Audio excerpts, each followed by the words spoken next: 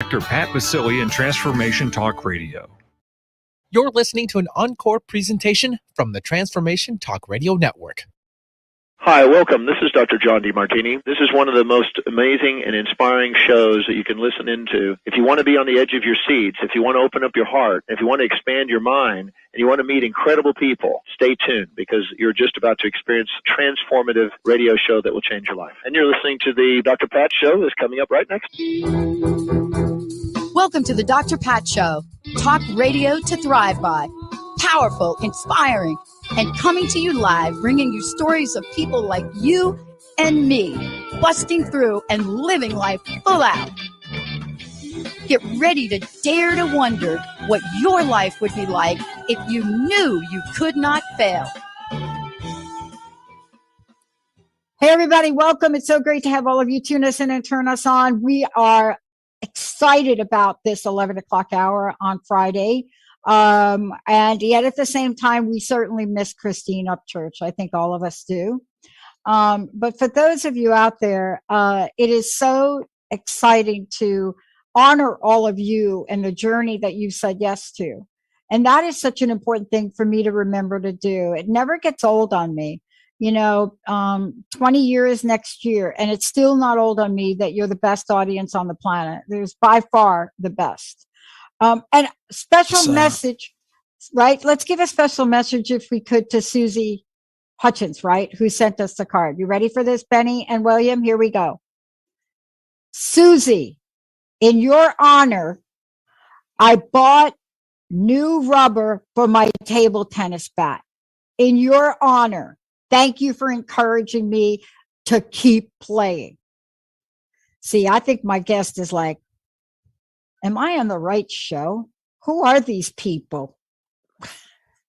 Well, I think she's got it going on. You cannot write a book like the book she wrote, and you cannot do the work like the work she does. You just can't, and not have a big fat smile on your face. I'm talking about Dr. Megan Rose joining me here today. We are really going to get into it because this is one of these books.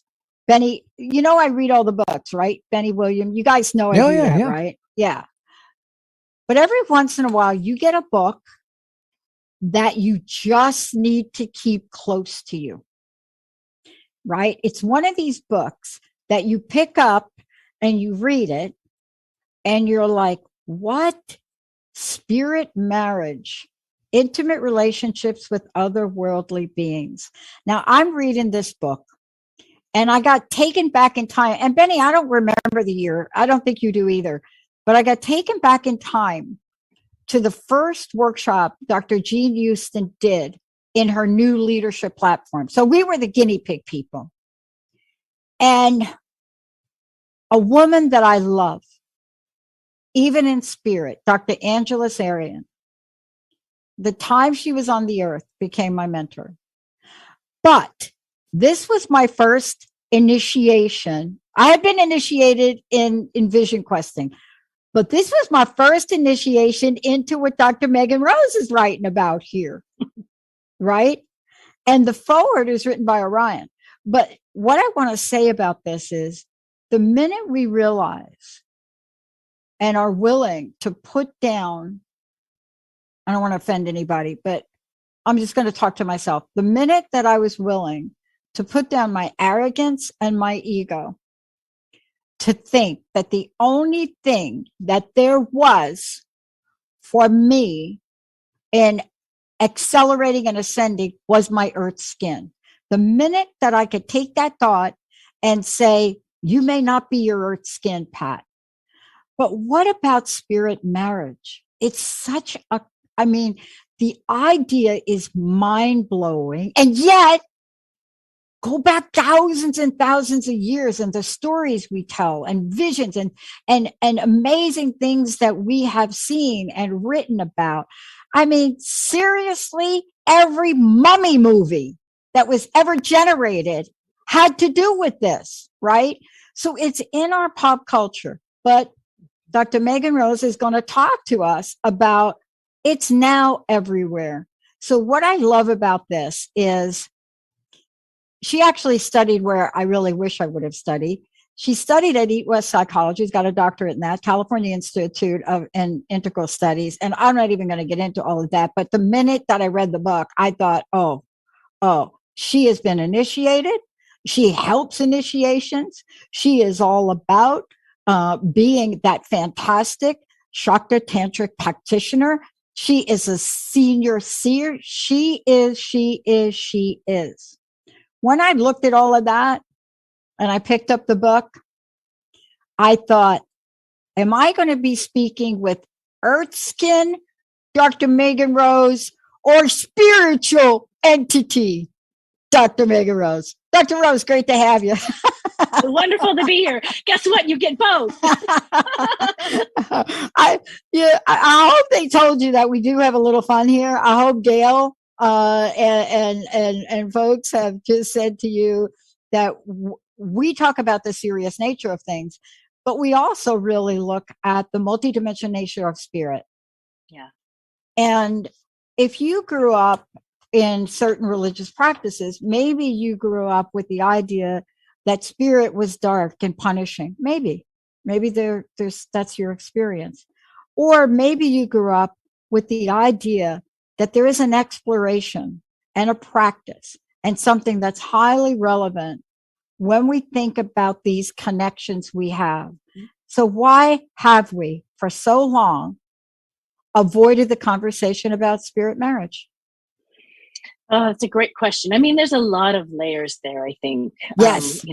You could look at that from an evolutionary perspective and the idea of humans. And I think my research really points to by these spirit beings from the beginning of our species, right? But we're really at a tipping point right now on our planet. We face certain depending on who you talk to, we're facing certain extinction of our species unless we sort of get it together and evolve our consciousness to the point of understanding that humans, right, are not the one right and only species on this planet to determine the fate of the planet. And really understand that we need to step out of our anthropocentric worldview, which says humans are the peak of the pinnacle of creation, and step into more of what I like to call a sort of eco-psychological or Gaia consciousness perspective, which is we are but one of many players on the planet right now, with myriad levels of intelligence and consciousness. And my research is really rooted in an animist view of the planet. The planet is alive around us, and we are in dialogue and relationship with it, from the tiniest little mycelium, right, to the largest oceanic bodies full of consciousnesses nested within consciousnesses, nested within consciousnesses. And so, spirit marriage is on a continuum of different types of relationship, right, that we can have with the other than human that we share our gorgeous planet with. And I truly believe that although these relationships have guided humanity from, the very, our many creation and origin myths transculturally talk about spirit marriages as one of the things that gave rise to Homo sapien, right, to the consciousness of humanity. Yeah. And I think that we're at another tipping point where these relationships are coming forward. They've never fully gone away. My research absolutely indicates that, and particularly in marginalized or subaltern practice, it's been alive and well, coming out of, the African diaspora traditions and a lot of earth-based indigenous spiritualities. And that's sort of another reason why they've been suppressed, because that mainstream religion by and large suppressed a lot of those traditions and persecuted them. But that it's coming forward now, and we're having this conversation now. And I wrote this book because now is the time where we need to take another leap forward, right? As Barbara Marcus Hubbard talks about, when out one Homo of the things, sapien, like consciousness, and instead of the we consciousness, the us Yeah. I mean, one of the things I want to do, Benny, is let's hop over to break, because one of the things I want to just say before we go to break in support of Dr. Rose is, first of all, as Homo sapiens, we got in this game late. I just want to be very, very clear. We act as if we've been here all time.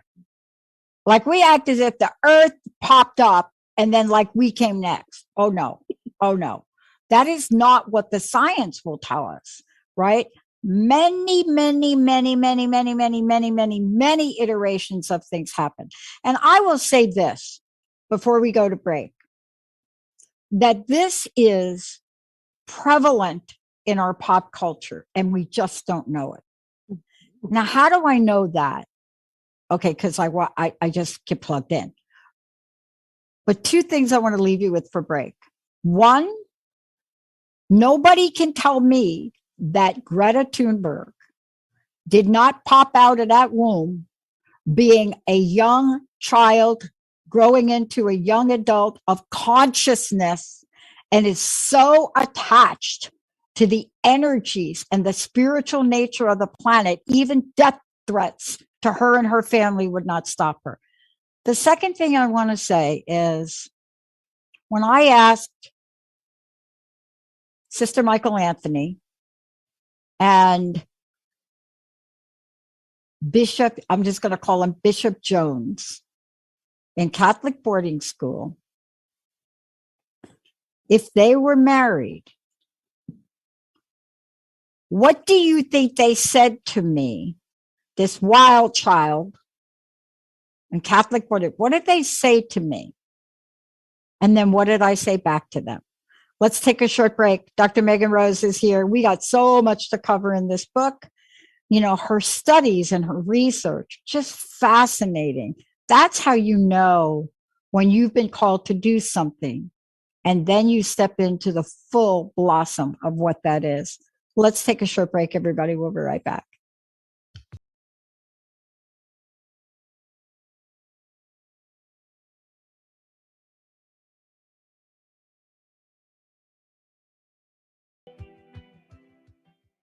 How do you feel? Just okay? Well, how about you tune in and get ready to be more with the Healing Hour with me, Doc Martin, every third Wednesday at 11 a.m. Pacific on TransformationTalkRadio.com. I'm ready for your questions, and I can't wait to help you find the answers. Every month, we'll have a new live call-in show with innovative topics and a powerful hour of healing. To learn more about me, visit DrSharonMartin.com. See you there. I'm going to be here. You won't want to miss it. Healing has a ripple effect. One person's healing affects everyone around them. This is where the power of sharing our stories can be so important. Tune in to Playing on the Edge Radio with Megan Edge each month on Transformation Talk Radio, as Megan provides you with ways of sustaining radical and powerful changes in your life. Enact the power of radical change. To find out more about Megan Edge, visit her website at meganedge.ca. Do you get stuck in that someday attitude, living the same day over and over again with no action? The Becoming You Show, big ideas that inspire, impact, and influence your life with Leah Rowling is for you. Tune in every Friday at 11 a.m. Central on TransformationTalkRadio.com. This show will have you feeling inspired to take action with purpose and intention. For more information and to get in touch with me, visit www.leahrowling.com. Your own innate brilliance already lives inside of you. Come discover it so you can shine brightly in this world. Join me, your host, Adrienne Cobb, Wednesdays at 2 p.m. Pacific, 5 p.m. Eastern, during Wild Magic on TransformationTalkRadio.com, and get answers to who you are and where you belong. To learn more about me and the show, visit mywildmagic.com. Again, that's mywildmagic.com. There is divinity within you. Join Lisa Belth on her show, The Unshakable Living Show, Supernaturally and Divinely Unshakable, twice a month, and find that divinity that you deserve. Lisa will help you feel encouraged, empowered, and realize that you're not alone on your journey. With Lisa, address the foundation, the frame, and the finish of your dreams and become truly unshakable. Do you feel like you and your significant other have lost their initial spark? Then let Coach Martez and Widrina guide you to strengthen your love and reignite that spark on the Coach Martez and Widrina Layton Show on Transformation Talk Radio. Understanding love, accepting truth, and changing perspective. For more information, make sure you go to dreambuilderscoaching.net. That is dreambuilderscoaching.net. You're listening to an encore presentation from the Transformation Talk Radio Network.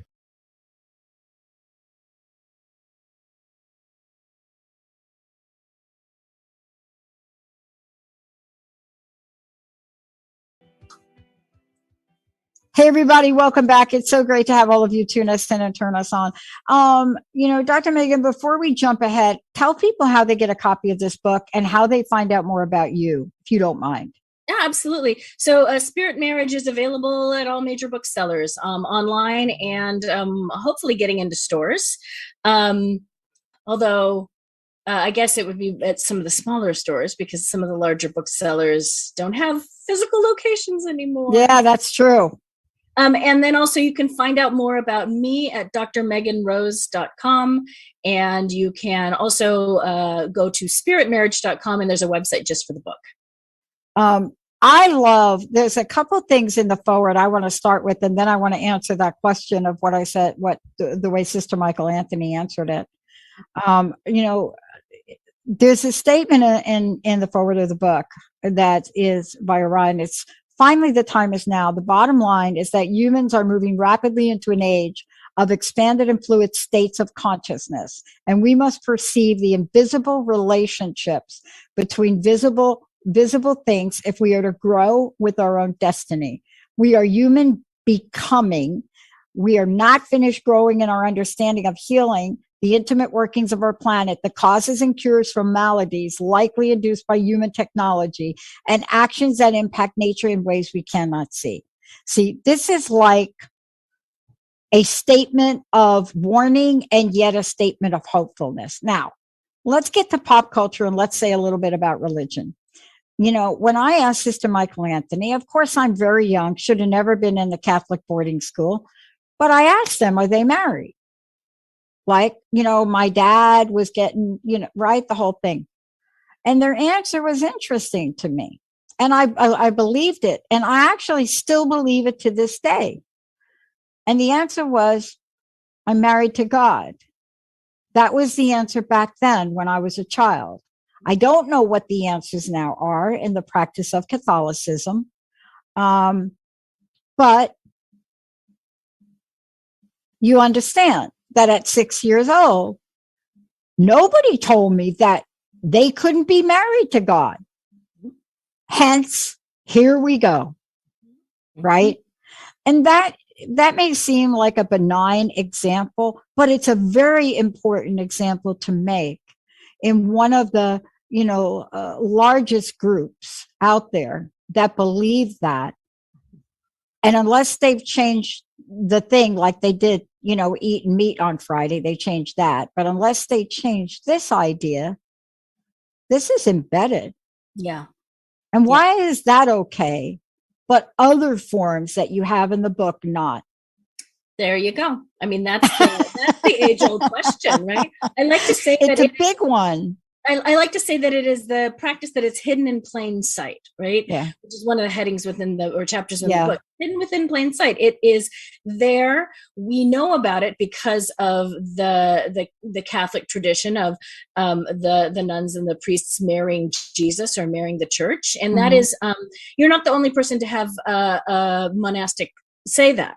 I was being interviewed for Jeffrey Mishlov's New Thinking Aloud, and the interviewer said, I was told the same thing when I was in Catholic school as a child. I asked the nun, are you married? And she said, I'm married to Jesus. Yeah. So it is very much still a practice.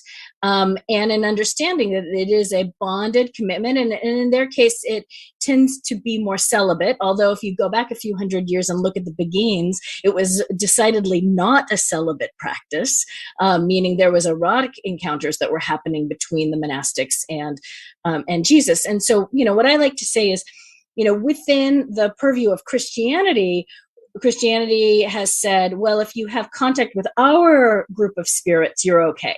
You can talk to God, you can talk to Jesus, you can talk to the Holy Spirit, you can talk to even maybe some saints and angels, but anybody outside of this little, in group is dangerous or evil or bad or, all these other things. And so when we step into this conversation, putting our sort of decolonialist and indigenous spirituality hats on, right? When we look through that lens, we realize pretty quickly that it is just another example of insider-outsider group thinking, and that there are, and that's why I didn't focus on the Christian church. I mention it, but I really focused on these suppressed and marginalized spiritualities to show how it is alive and well transculturally on the planet in many, many different traditions and pretty much in every single continent and every single culture. Yeah. And, I brought it up because it was my real childhood experience. And that is a belief I hold to this day. I may not be practicing like I did as a child, but nobody came in to erase that belief for me. I remember, the priest had a ring, right? He wore a ring. And so, of course, as a little child, he's got the ring. You want to know who you're married to. But let's talk about what I read from the forward about us being ready now. Before Constantine, before putting words down that may or may not have existed, before BC, let's just say BC, there were many, many, many, many practices, spiritual practices, accepting practices of both male and female spirits, energies, gods, goddesses, whatever you want to call them. Right? Yeah, absolutely. Our ancestors were pantheists. They really understood that the world, they understood, as I was talking about, this animist view of the world being populated with many different spirits and many different intelligences. And the theurgic practices, right? The practices of having a committed relationship with a deity are there in the Hellenic accounts, they're in the Egyptian accounts, they're in, and it varies culture to culture, because some cultures have a cosmology where there are sort of deities, the Norse accounts, the Indic accounts, I could go on and on. And then there are cultures where the deities are maybe more part of an elemental or a natural manifestation of their relationship to Earth, like the Dagara people in West Africa, Burkina Faso, West Africa. So we may call them gods. I use the term spirit because it's just sort of the broadest umbrella term that gets at this idea that these are non-physical human incarnations. We're talking about extraordinary or otherworldly intelligences that are yet nested within our world, right? And nested within our, as a psychologist, I look at it as how are we embedded within these consciousnesses? And some people will argue or say, well, your folks are just making these beings up, right? They're imaginal or imaginary figures, or they're archetypal figures, or they're inner aspects. And then some folks will come down and say, no, these are absolutely externalized beings and deities that we're working with, or entities that we're working with. And I have more of it doesn't really matter. Exactly. You're nested within consciousnesses, within consciousnesses, within consciousnesses. And when we step out of thinking that we are the center, the focus, the most important consciousness on this planet, all of a sudden things get much more open and much more interesting in the kinds of conversations that we can have. And, this is really what really leads to this next point that I want to talk to you about, is because there are many layers of this, like you said, everything from looking at the difference between Haitian voodoo and New Orleans voodoo, everything about gender differences, if they even exist. But here's the thing that I love about this. You have so much detail and so much history in the book. It's fascinating. That's why it's not a first read book. You have to go back to it. But there is a part of this book I want to talk to you about when we come back. That's about we call it embodying the divine self within and without. And what I love about the way you present that is, in my interpretation of it, is, and I've been talking about this for years. I was talking about this since Avatar came out. Mm-hmm. And I said, I think I remember saying something like, what just happened there? Mm-hmm. Did everybody tap into what just happened there? Mm-hmm. Right? What did just happen there? If that forget about a spiritual ceremony, intervention, whatever you want to call it. But see, that was in our consciousness in order to create that. And people did not question that movie. Now, they may question the second one, right? When the child shows up. But there was so much spirituality in there, and so much spirituality of marriage in there, between what seemed to be an earthly and a non-earthly, right? This is now permeating our culture. It shows up in artwork. It shows up in movies. It's showing up in the television shows. It just keeps showing up. So it's the chicken and the egg. Yeah. Did Spirit give us this vehicle so we can become more aware and accepting of it? Or did the vehicle become the initiator so that we can accept that which is already here? Let's take a short break. I can't wait to hear what you got to say about that. When we come back, Dr. Megan Rose, drmeganrose.com, fabulous book, Intimate Relationships with Otherworldly Beings. Think about this. You've lost somebody that's passed, but they're on your mind. They're in your home. They're everywhere, embodied in the energy of your space. They speak with you at night. What do you make of that? Well, Dr. Rose has got that to explain as well, because it's all covered here. Let's take a short break, Benny.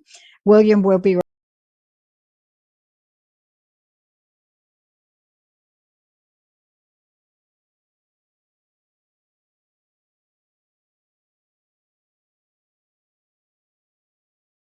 Does your life often feel like an emotional tsunami where rogue waves crash down on you, leaving you feeling hopeless and wondering if it will ever end? Do you wish to awaken the dormant strength inside of you? Imagine what it would be like to turn your pain into purpose. Start today by scheduling a complimentary consultation with Martinet. Dive into your healing journey and begin to see your life in a new light. Visit martinetemmons.com and make your appointment today. Are both your life and mission passing you by? Are you wanting to step into the bigger reason why you're here? I'm Claudia Sam, your soul connection coach and host of the Be Happy Now show. It's possible to feel good to be you and to never burn out again. Hop on a free 20-minute clarity call with me to explore what life could be like if you could just say yes to yourself without the guilt. Go to claudiasamsoulcoaching.com/yes. Parenting isn't about perfection. I think we all know that. Parenting is about being present and honest, having compassion for your child and for yourself, communicating consciously and loving unconditionally. Tune into the Awakened Parent Project with Susan Dolce every first and third Tuesday at noon Pacific on TransformationTalkRadio.com. Learn to be an empowered parent through the techniques of the conscious parenting community. To learn more about Susan, visit SusanDolce.com. It takes courage to step into your calling and go for your dreams.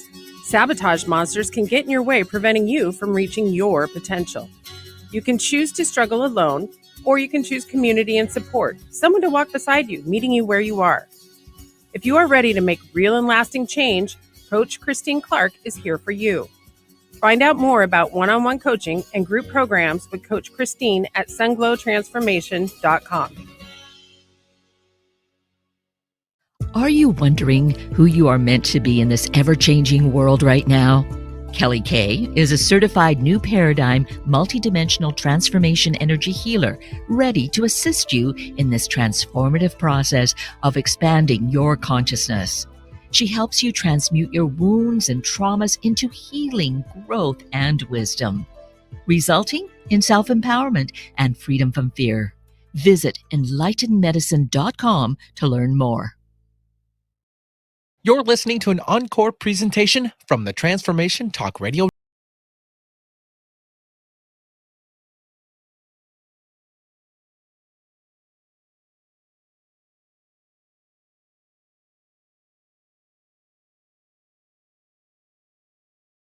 Welcome back. It's so great to have you tune us in and turn us on. You know, there's so much we want to talk about today, but we really want to, get to the place here that really addresses the issue of, how you are in the world, but even more importantly, to have a framework for what your experience is. And what I mean by that is, the framework that may not put you into 2 sessions of therapy a week, but there might be an understanding that has been very acceptable for thousands of years. But here we are today, and thanks to Dr. Megan Rose, right? She's written a fabulous book, Spirit Marriage, Intimate Relationships with Otherworldly Beings.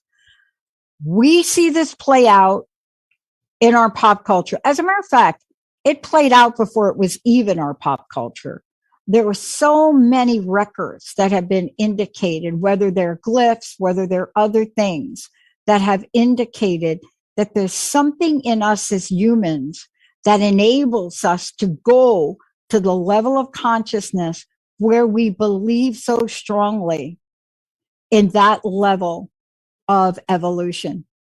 We don't say it, we don't write a book like Dr. Rose wrote, but we feel it, we believe it, we can't wait to experience in so many ways. And here we are. Great to have you here. Thank you again. And they can go to your website, drmeganrose.com, right? Mm-hmm.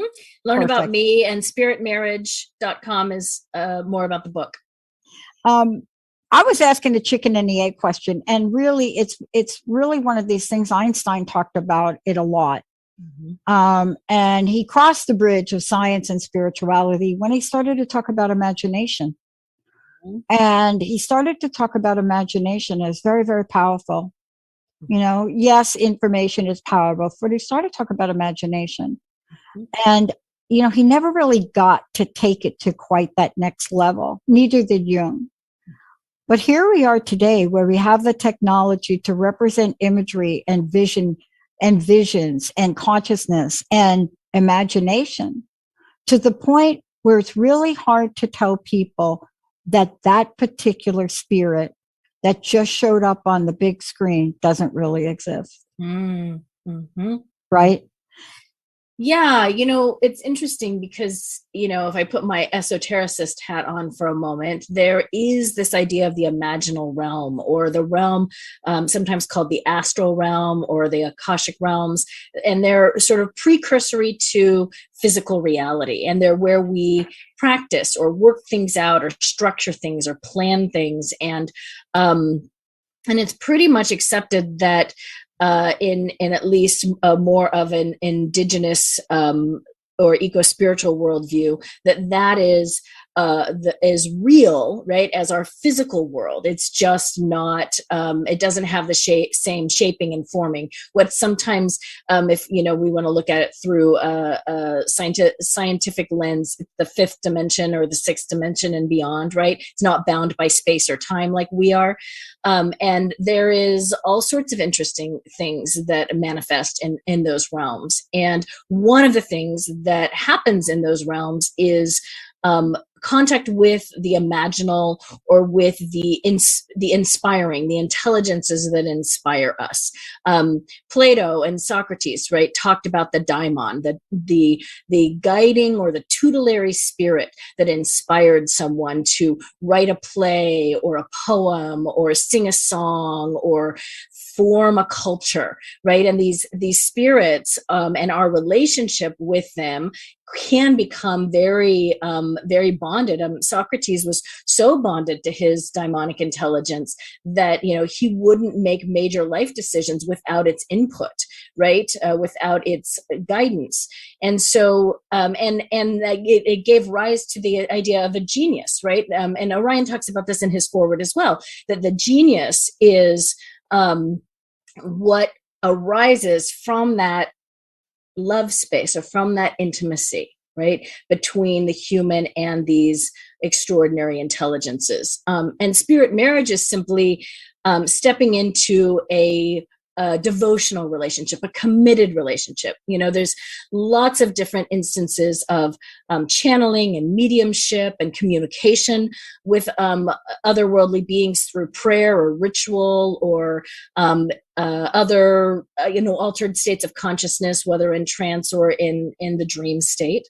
And the marriage, and again, marriage is the term that I use because it's the most common understanding we have of what this kind of union, what this kind of commitment is. But it's not necessarily, although many cultures practice a spirit marriage ritual, which is, similar to what you were talking about with the nuns. They wear rings, and there's vows, and there's a whole ceremony around it. It is not necessarily like a marriage in that you're dealing with petty, mundane jealousies or competition or whatever. It's much more this idea of a deeply devoted commitment to that relationality and the co-creative project, right?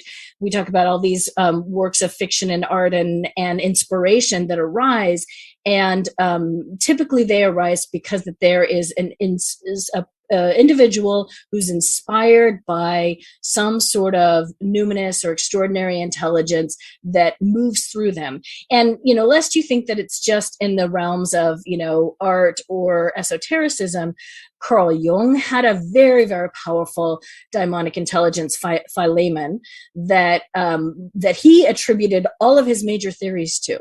He said, all of my major theories came from these conversations with Philemon.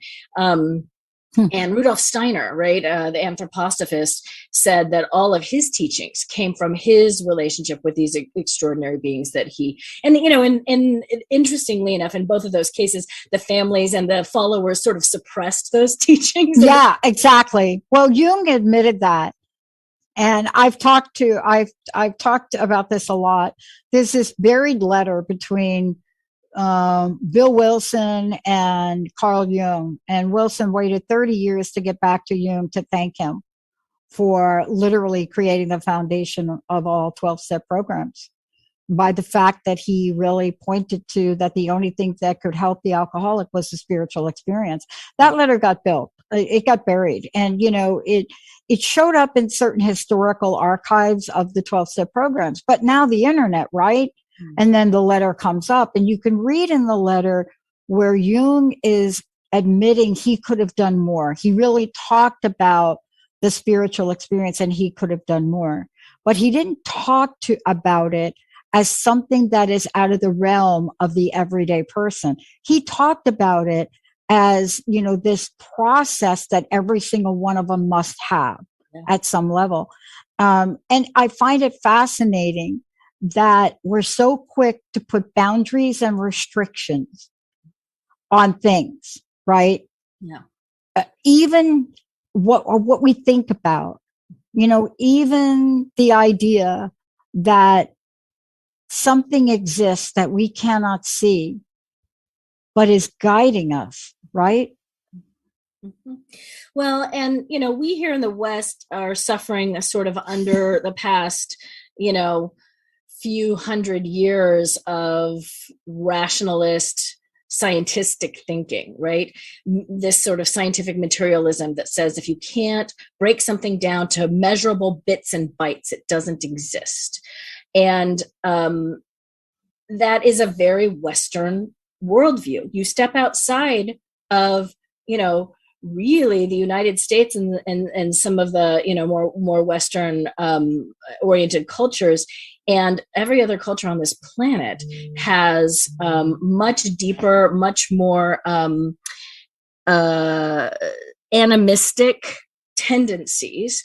And so it is very, it is very sort of colonialist of us to say, well, we know what we know. Yeah, we know. We've decided, we know this is what's right. Everybody else is right. You hear again and again, primitive cultures and third world and all of these things that we've decided, right, that our worldview based on our agenda really is right. And so to really begin to deconstruct and understand that actually some of our major thinkers had these kinds of extraordinary relationships, I think it is really exciting, because it sort of helps us sort of, open up a little bit and kind of get curious and think, where have I been limiting myself? Jung's active imagination is just another way in which we do journey work, right? Which we do guided visualization work, and we love our science here, and science is wonderful for certain things, but proving the soul or the heart or love or these intangible things like devotion and commitment and all of these things, they can't be broken down into quantifiable units. Yeah, I want to just talk to you. I wish you would address this, because I think I read it somewhere in the book.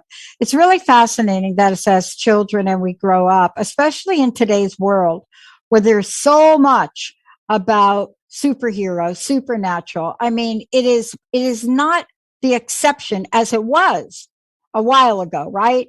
A while ago, the first Dracula movie just put people, made them all crazy. Now, seriously, right? I was talking to a young woman I mentor, and the height of the conversation was, because we chit chat and then we do work. She was like, "Do you think Kate Beckinsale is going to do another Celine vampire movie?" And I said, if they give her the right script, they will. She said, but they have to do it, because there's a child involved now. So you see how this fictional is very real for this young person, right? The whole thing about it is very real. Well, I mean, I like to say that our pop culture is mythology and folklore. That was the pop culture for our ancestors, the mythology, the folklore. Exactly. Thank you. So what we look now back on as the gods and the goddesses and these beings that our ancestors looked at as contemporary to them.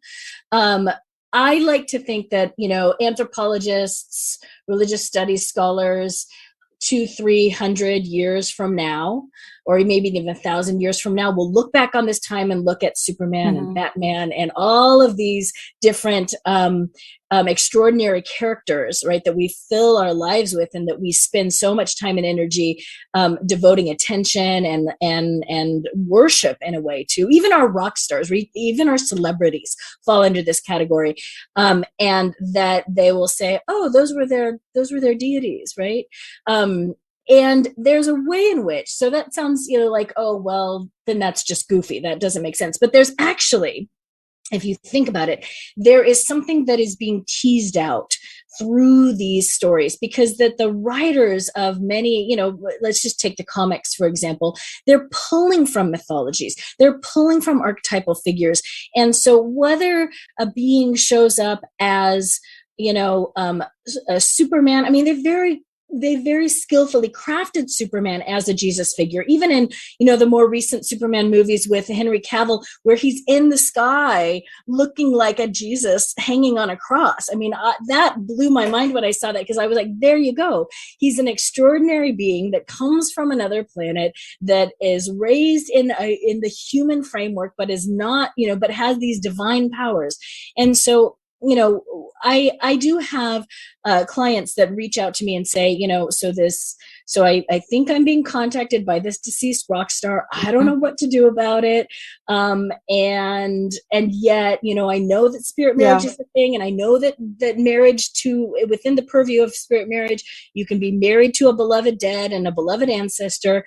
And so what I encourage them to do in those cases is to, if you look at it, if you want to look at it through the lens of an ancestor, ancestor worship and ancestor veneration is a widespread practice on the planet. You can look at it through that lens, but you can also look at it through an archetypal deity lens, meaning like, I know someone that is having encounters with David Bowie and David Bowie's spirit.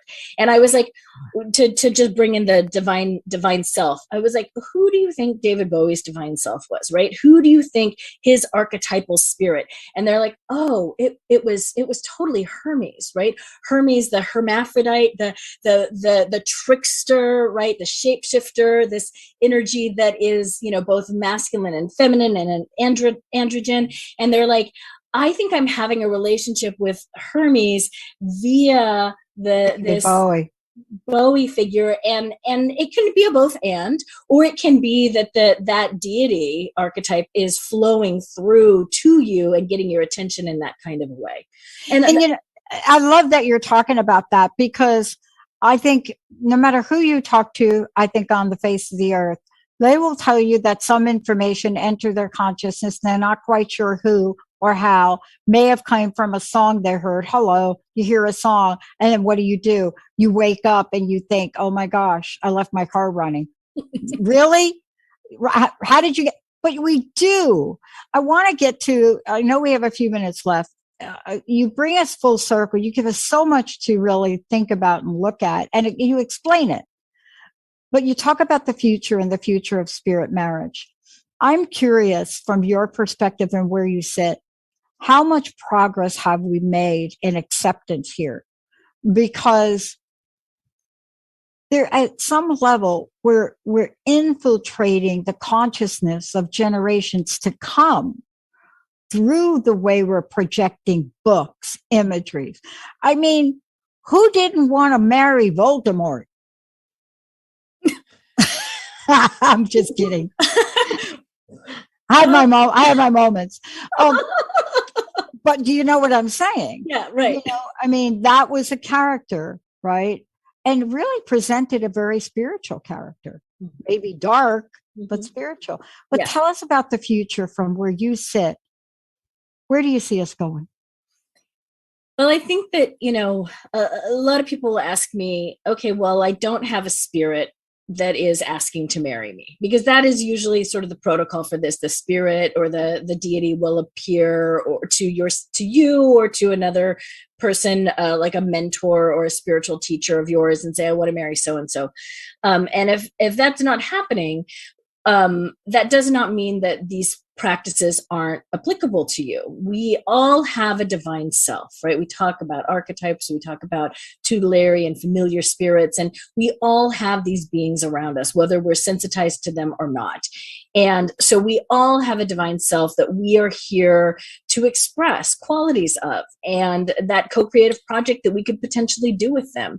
And so I think that a lot of these stories and the popular culture and the reclaiming of myths and the rise and the embrace, right, of subaltern or previously marginalized spiritualities like, shamanism and witchcraft, and the more pagan spiritualities are finally being included in, like the Academy of Religious, the AAR, and other conversations, is evidence that, we're finally stepping into a little more inclusivity and a little more embracing of other ways of knowing and other ways of being.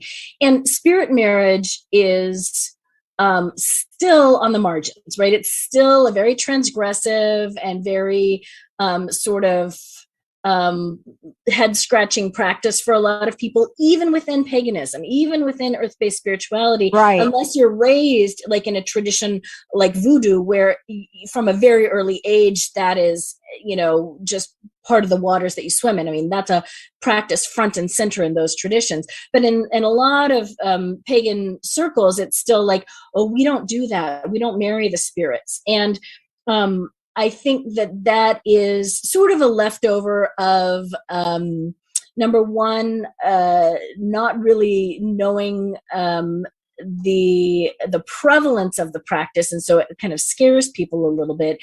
And then number two, our own assumptions about eroticism and intimacy and what is actually going on there. And I mean, that's a whole other conversation we could have around erotic spirituality. But suffice it to say, not everything that registers as erotic in our body is meant to be sexual. Yeah. And by the way, erotic spirituality, this is not new. You see, the minute we call it that like people are like, really? That thing that happened over there, that's really it. But you see, this is really so wonderful about your book, is you not only reference, the knowledge and the wisdom and the accuracy of what has come before, but it's really foundational for allow people to look at themselves and honor what they're experiencing, as opposed to being shamed about it. See, I think that's the thing there's nothing worse than guilt and shame of oneself to really just crush the spiritual energy. Mm-hmm. Well, a lot of times what happens is, when we come in contact with extraordinary beings, there's a vitalizing aspect to it. It puts our body into exaltation, right? It lights us up like a Christmas tree. And for people who have shame or wounding or trauma around their vital center, which is typically, we typically think of sexuality and vitality in our pelvis, right? Like we locate it down there, but it's actually, from the tantric perspective and the sort of, this shows up in Taoist alchemy, sexual alchemy, and on and on and on. Our entire bodies, right, are able to channel this vitalizing or express this vitalizing force that is, in essence, a kind of quickening or a kind of activation that happens between humans and divine or otherworldly beings. And it is part of, I think my research really points to, it is part of that, as you referenced, that initiation or that initiatory practice, which transforms us, right? Which quickens us, which awakens and activates us. And I think that's part of the technology that will get us, as we were talking about earlier, through the Homo universalis consciousness. It brings on our extrasensory. That's what I'm trying to say. Because look at, generations. I come from a generation where I was not restricted, by my mom, my stepmom, about my fascination with comic books. I mean, I was at a very young age, I was reading them. I was drawing the characters from them. I understood them at a very young age. My dad, on the other hand, just thought I need to go to Dr. Jacoby. But my mom this is a form of creativity. See, and we empower our children to explore that, generally speaking. Some religions are like, you will never look at Iron Man. You will not do that. That's not going to happen. And you clearly are not going to Harry Potter. Yeah. And you're clearly not going to look at any gay superheroes. That's just out of the realm of this lifetime for you. Right. But you see, outside of that, we're actually promoting a level of imagination, which will get to the future that you described, I think. I agree. And I think that, when we allow, and I think this is actually a beautiful thing that's been happening in the late 20th and early 21st century. And that is the permission for adults to play and to imagine and to, the comic books used to be a thing just for kids, and science fiction, Star Wars, it used to be a thing just for children. And now there are, adults in their 50s, 60s and beyond that are huge fans, right? The fan culture of these pop cultural tropes or stories that keep that part of us alive and that speak to that part of us that says, maybe I could be a mutant. Maybe there's something that I'm here to evolve into that is more than just, and people really identify with that because there's a kernel of understanding that we're meant to be something more than just meat suits that punch a clock every day and, and procreate. And, we know that at the very core of our being. We've been in search of it for centuries, right? And we know that at our very core of our being. But what you do in your book so beautifully is you give us a framework to be both of the earth and not of the earth at the same time, simultaneously. And that really is so important because that really is our experience. You can't tell a mom who's driving down the road and sees a car coming head on with her child in the background that for that moment, she doesn't experience both. The ultimate request for protection of that which she cannot see, right? And yet all of the fear that goes through our bodies in an incident like that. Yeah. Yeah. That's the beauty of us, isn't it? Mm-hmm. People become very spiritual in moments of crisis, right? Yeah. That's a good reason for why I kicked up my spiritual program. Dr. Rose, thank you so much. Again, give out your website. Thank you so much for today. Yeah, drmeganrose.com.